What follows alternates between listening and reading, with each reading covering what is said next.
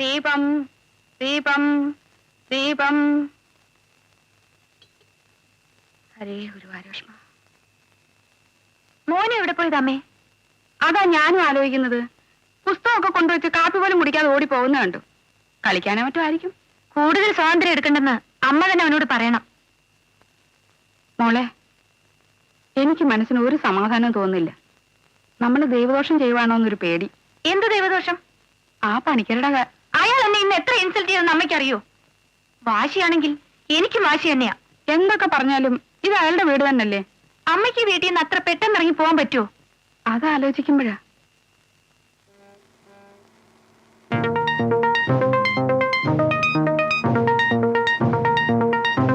എല്ലാം കളഞ്ഞു പോയാ? കളഞ്ഞു പോയെങ്കിൽ ഞാൻ നോക്കി എടുത്തോളാം. സാറിന്റെ സഹായം വേണ്ട. കളഞ്ഞുപോയി. സോറി. ഇവിടെ നിൽക്കുക. ഞാനൊരു എഴുതാപാതയാ. എന്നെ മാനം കെടുത്തി തോൽപ്പിക്കാന്നുള്ള ആശ മനസ്സിൽ വെച്ചേക്കും. ഇനി എന്ത് വന്നാലും ഞങ്ങൾ വീട്ടിൽ നിന്ന് ഇറങ്ങി. നിങ്ങൾക്ക് തറവാട്ട് വക സ്വത്ത് കിട്ടിയ എന്റെ വീട്. എന്റെ അച്ഛൻ ആർത്തി ഓഫീസിൽ ക്ലർക്കായിരുന്ന സമയത്ത് എന്റെ കുന്തായാലും ശരി. താനല്ലേ പറഞ്ഞത് കേസ് കൊടുക്കുന്നു? എനിക്ക് കേസ് കൊടുക്കാൻ മനസ്സില്ല. എല്ലാത്തിനും കണ്ടക്ടറിന്റെ വിലക്കാരനാ. ബസ്സിനകത്താണോ ഗുസ്തി? താൻ പോണോ? ഒരു ഹൗസ് ഓണറിന്റെ പ്രോഗ്രാം ഇയാളെന്നെ ഉപദ്രവിക്കുന്നു. ആഹാ, കണ്ടക്ടർ വണ്ടി എടുത്ത് ഇലവിലാതി പിടിച്ച് പുറത്തേക്ക്. നിന്റെ മറ്റൊരാളോ?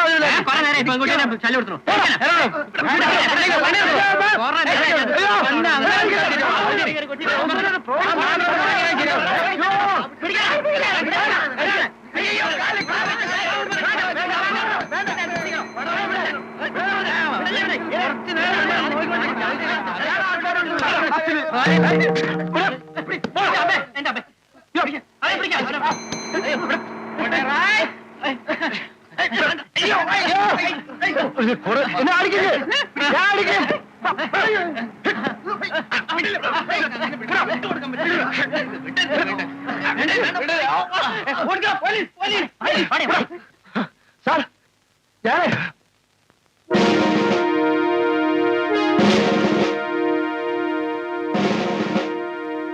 രാജേന്ദ്ര റാസ്കൽ നടുറോട്ടിലാണോടാ തല്ലുമകളും? എടാ ഞാൻ കേരള ജീപ്പില്. നിനക്ക് എന്നെ മനസ്സിലായില്ല. എടാ നമ്മൾ SME സ്കൂളിൽ ഒന്നിച്ചാ.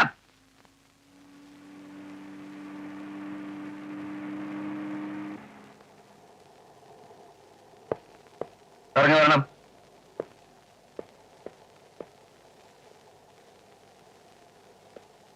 സ്റ്റേഷനിലേക്ക് പോയിക്കോളൂ, ഞാൻ വന്നേക്കാം.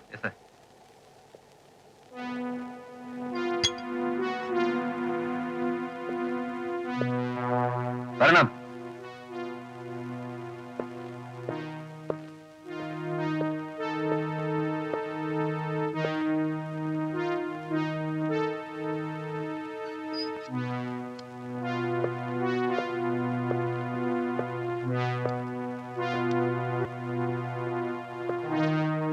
വരൂ.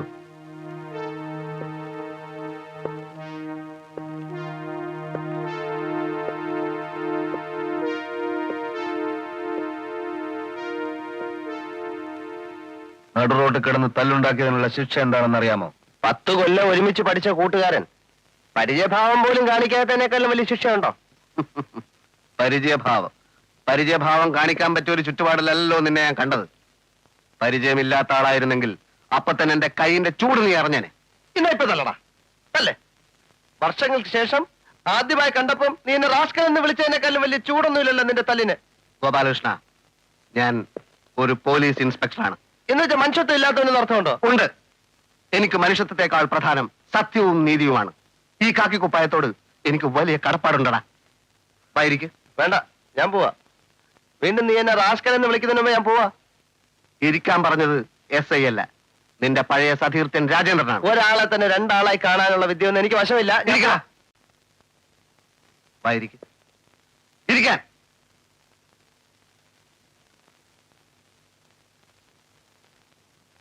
കൊട്ടപ്പള്ളി സുലൈമാൻ എന്നൊരാളെ കേട്ടിട്ടുണ്ടോ? ഇല്ല. നഗരത്തെ കിടുകിടാ വറപ്പിച്ചിരുന്ന ഒരു ഗുണ്ട, ഘനഗംഭീരൻ, അഭ്യാസി, ഇവിടുത്തെ പണച്ചാക്കുകളുടെ കൊടാലിക്കൈ, രാഷ്ട്രീയ നേതാക്കന്മാരുടെ ഇഷ്ടതോഴൻ. ചാർജ് എടുത്തതിന്റെ 3-ാം ദിവസം ഐതിഹാസികമായ ഒരു സംഘടനത്തിലൂടെ ഞാൻ അവനെ തറപറ്റിച്ചു.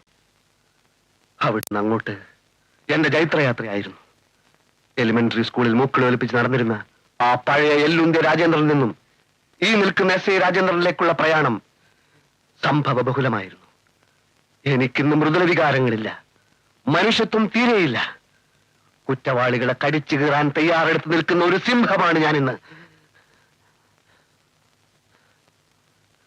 നീ ഇത്രയും ഭയങ്കരനായ വിവരം ഞാൻ അറിഞ്ഞില്ല.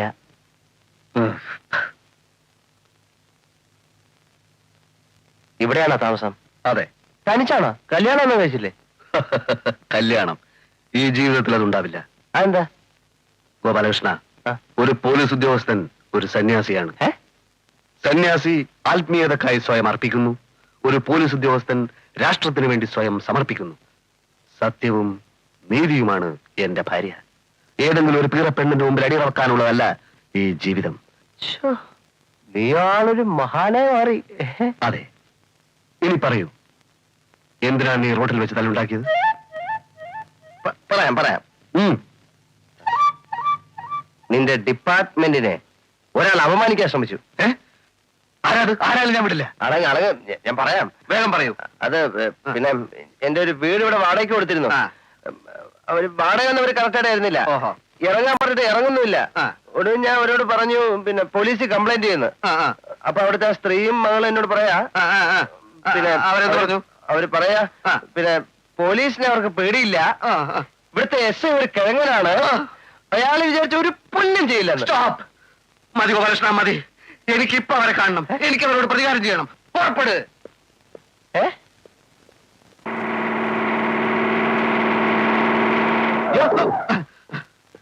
ഡിപ്പാർട്ട്മെന്റിനെ അപമാനിച്ചാരാണ്? പോലീസ് പുല്ലാണെന്ന് പറഞ്ഞാരാണ്?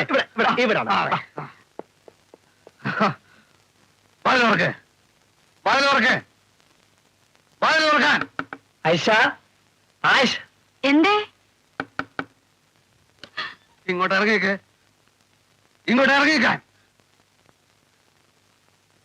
നിങ്ങളാണോ പോലീസ് പുല്ലാണെന്ന് പറഞ്ഞത്? നിങ്ങളാണോ പോലീസ് പുല്ലാണെന്ന് പറഞ്ഞത്?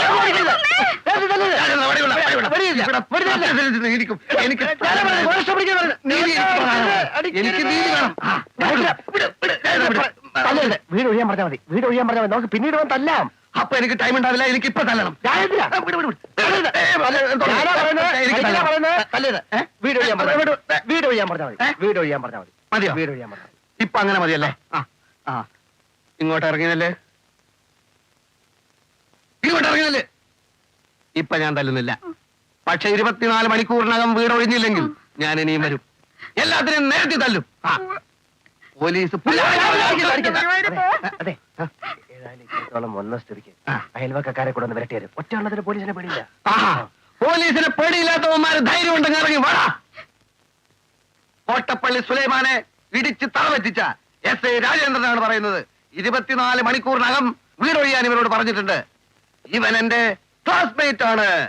ഇവനെ തൊട്ട് കളിച്ചാൽ പോലീസ് ഡിപ്പാർട്ട്മെന്റ് കയ്യും കെട്ടി നോക്കി നിൽക്കയില്ല. ഓർമ്മയിരിക്കട്ടെ. കേരള ജീപ്പില്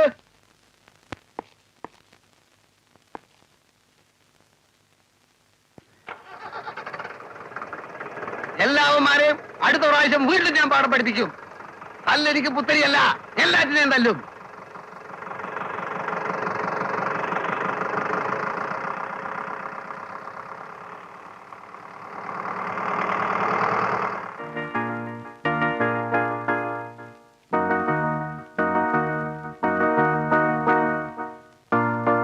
എന്താ ഉമ്മർക്ക പോലീസൊക്കെ വന്നു പോകുന്നത്?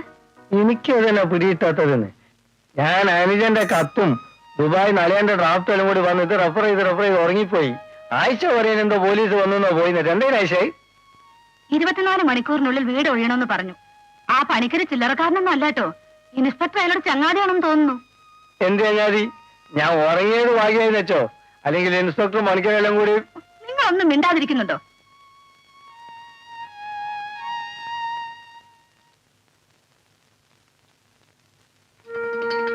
ഇൻസ്പെക്ടർ എന്ന് കാണണമായിരുന്നു.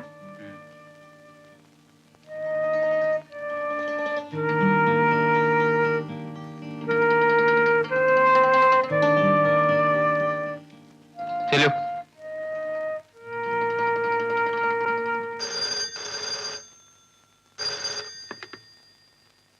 Yes, inspector Rajendran here. അതെ, ശരിയാണ്. തല്ലിയതും ശരിയാണ്.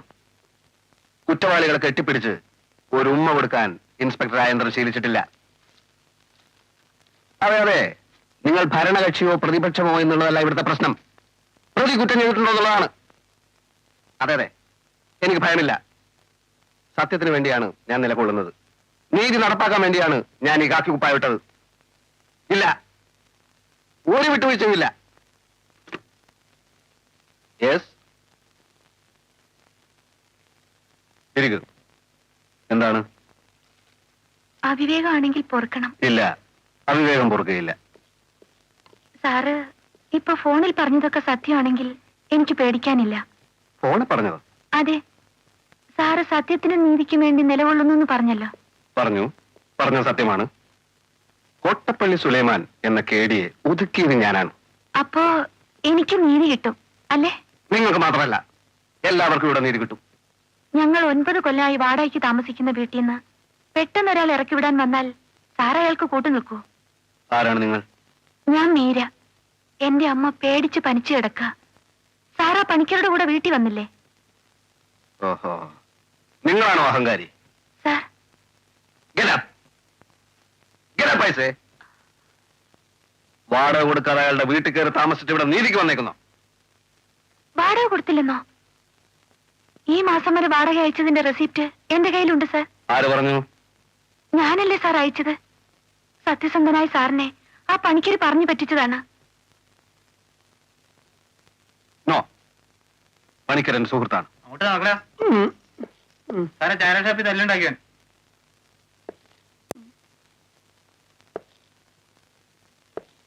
ഓഹോ, ഇവനാണോ? അയ്യോ, ഞാനല്ല sir.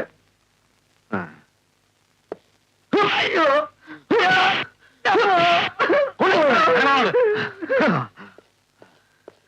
I am very strict.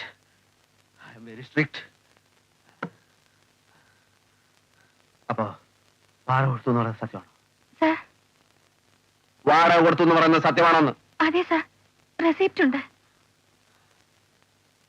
അത് മാത്രമല്ല, നിങ്ങളുടെ പേരിലുള്ള ആരോപണം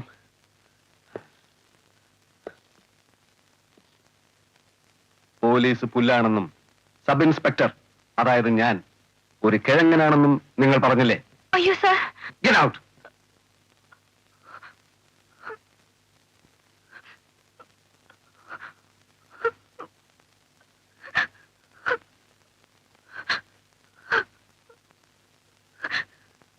എന്തിനാണ് സാർ സാറ് കിഴങ്ങനാണെന്ന് ഞാൻ പറയുന്നത്?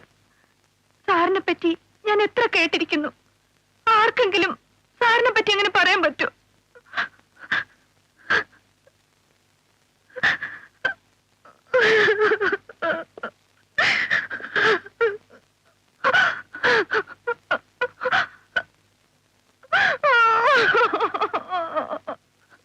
വാടക കൊടുത്തില്ലെങ്കിൽ ഞങ്ങളെ ഇറക്കി വിട്ടോട്ടെ.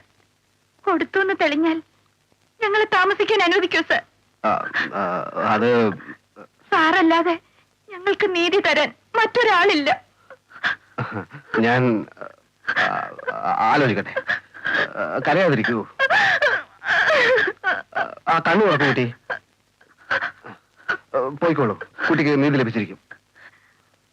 ഉറപ്പാണോ സാർ? എസ് ഐ രാജേന്ദ്രനാണ് പറയുന്നത്. പോയിക്കോളൂ. Thank you sir. നിൽക്കൂ.